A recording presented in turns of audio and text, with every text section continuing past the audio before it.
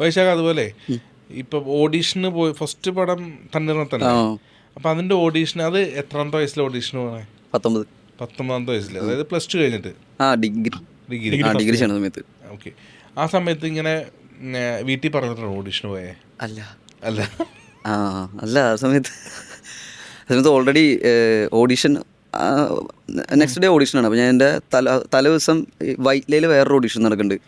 ഞാൻ വൈറ്റ്ലയിൽ ഒരു ഓഡീഷൻ പോവാം എന്നുള്ളൊരു മൈൻഡായിരുന്നു. എൻ്റെ കോളേജ് എന്ന് പറയുന്നത് അല്ലമീൻ എടത്തലയാണ്. അപ്പോൾ ആലോചിക്കാമല്ലോ ഈ സൈഡിലുള്ളത് തന്നെ. അപ്പോൾ ഞാൻ സാധാ പോലെ ഇങ്ങോട്ട് പോകാം, ഈ ഓഡീഷന് പോകാമെന്ന് വെച്ചിരിക്കുകയായിരുന്നു. അപ്പോൾ അന്ന് തലേ ദിവസം നൈറ്റാണ് കറൂറ്റിയിൽ ഓഡീഷൻ ഉണ്ടെന്ന് പറഞ്ഞത്. അപ്പോൾ ഞാൻ എൻ്റെ കൂട്ടാനെ വിളിച്ചിട്ട് പറഞ്ഞു, എടാ അത്രയും ദൂരമൊക്കെ പോകണോ, നമുക്ക് ഇവിടെ അടുത്തല്ലേ, ഇവിടെ പോവാം, അത്രയും ദൂരം പോകണ്ടല്ലോ ഓഡീഷന്, എന്തായാലും 2 ഓഡീഷൻ ഇവിടെ പോകാമെന്ന് പറഞ്ഞ് അങ്ങനെയാണ് ഇവിടേക്ക് പോകുന്നത്. അപ്പോൾ ഇവിടെ സാധാ പോലെ പോയി ചെയ്യിപ്പിച്ചു. 2 റൗണ്ട് ഉണ്ടായി. ഫസ്റ്റ് റൗണ്ടിലൊന്നും ചെയ്യിപ്പിച്ചില്ല, സെക്കൻഡ് റൗണ്ടിൽ ചെയ്യിപ്പിച്ചു. പൊക്കോ വിളിക്കാമെന്ന് പറഞ്ഞു. അത് കഴിഞ്ഞിട്ട് കുറച്ച് കഴിഞ്ഞിട്ട് വിളിച്ച് ചാലക്കുടിയിലായിരുന്നു പിന്നുള്ള പരിപാടികളൊക്കെ. അപ്പോൾ നമ്മൾ ഡെയിലി പോവും, അവിടെ പോയി ചെയ്യും, തിരിച്ചു വരും. അപ്പോൾ ഞാൻ കോളേജിലേക്കാന്ന് പറഞ്ഞ് വീട്ടിൽ നിന്ന് ഇറങ്ങും, ചാലക്കുടി പോവും, അറ്റൻഡ് ചെയ്യും, തിരിച്ച് വീട്ടിൽ വരും. വൈകിട്ട് വരെ ഉണ്ടാവും ഡെയിലി. അങ്ങനെ വർക്ക്ഷോപ്പ് പോലെ ഒരു 15 ദിവസം അങ്ങനെ. വീട്ടിൽ പറഞ്ഞ പടം ഓക്കെ എല്ലാം സെറ്റായതിനു ശേഷം ഒരു മീറ്റിംഗ് ഉണ്ടായിരുന്നു. അന്നാണ് നമുക്ക് അപ്പോഴും നമ്മളിപ്പോൾ വർക്ക്ഷോപ്പൊക്കെ ചെയ്യിക്കുമ്പോൾ ഇപ്പം എൻ്റെ ക്യാരക്ടർ ഇപ്പം നെസ്ലിൻ ചെയ്യും, നെസ്ലിൻ്റെ ക്യാരക്ടർ ഞാൻ ചെയ്യും, ഇങ്ങനെ മാറിയൊക്കെ ചെയ്യിപ്പിക്കാം. അപ്പോഴും നമുക്ക് ഏതാ നമ്മുടെ ക്യാരക്ടർ എന്നറിയില്ല. നമുക്ക് സ്ക്രിപ്റ്റ് മൊത്തം അറിയാം, പക്ഷേ ഏത് ക്യാരക്ടർ ചെയ്യാൻ പോകുന്നതെന്നൊന്നും അറിയില്ല. അങ്ങനെ ലാസ്റ്റ് ഒരു ഫൈനൽ മീറ്റിംഗ് ഉണ്ടായി, എല്ലാവരും ഉള്ള ഒരു മീറ്റിങ്ങിന്. അന്നാണ് നമ്മളെ പരിചയപ്പെടുത്തുന്നത് വൈശാഖ് ഡെന്നിസ് എന്ന് പറഞ്ഞ ക്യാരക്ടർ എന്നൊക്കെ പറഞ്ഞിട്ട് നമുക്ക് ഓക്കെ സമാധാനം അന്നാണ് വീട്ടിൽ പറയുന്നത്. അപ്പോൾ വീട്ടുകാരുടെ പ്രതികരണം എന്തായിരുന്നു? അപ്പോഴും വീട്ടുകാർക്ക് അങ്ങനെ ക്ലാസ് കട്ട് ചെയ്ത് പോയി എന്നൊക്കെ പറഞ്ഞാ? അതൊന്നും പറഞ്ഞിട്ടില്ല. അതൊക്കെ പടം വന്നതിന് ശേഷം.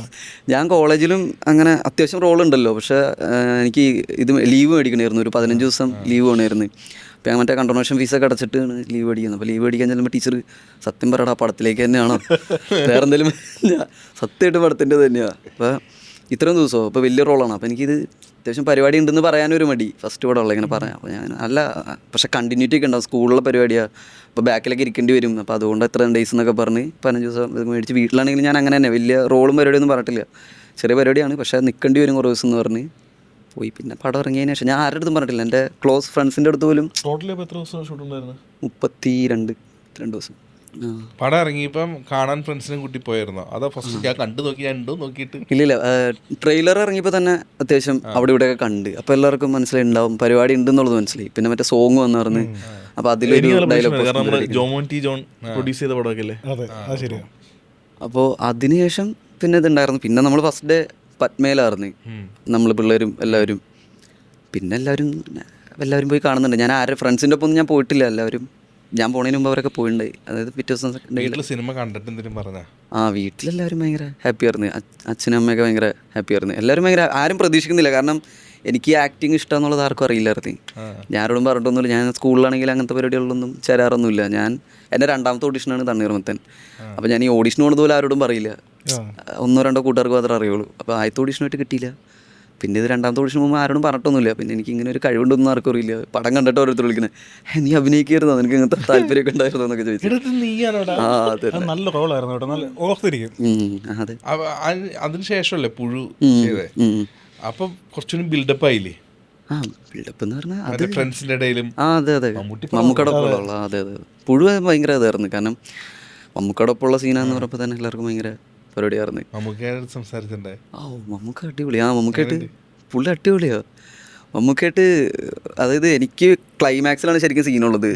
അതായത് ആ സിനിമയിൽ മമ്മൂക്കനെ ഒരാൾ കൊല്ലാൻ നോക്കുന്നുണ്ട്, ആരാന്നറിയില്ല. ത്രൂ ഔട്ട് ക്ലൈമാക്സിൽ ഈ ഒരു പയ്യനാണ് കൊല്ലാൻ നോക്കുന്നത്. ആ പയ്യൻ്റെ ക്യാരക്ടറാണ് എൻ്റെ പരിപാടി.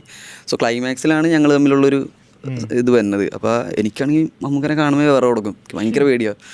പക്ഷേ ആ ഡേ വന്നിട്ട് എൻ്റെ അടുത്ത് എന്നെ ഭയങ്കര കംഫർട്ടാക്കില്ല. എനിക്ക് ഡയലോഗ് പറഞ്ഞു തരും, ഇങ്ങനെ ഓർമ്മ നോക്കിയെന്നൊക്കെ പറഞ്ഞിട്ട് എൻ്റെ ഡയലോഗ് വായിച്ചിട്ട് ഇങ്ങനെ ഓർമ്മ നോക്കിയെന്നൊക്കെ പറയും.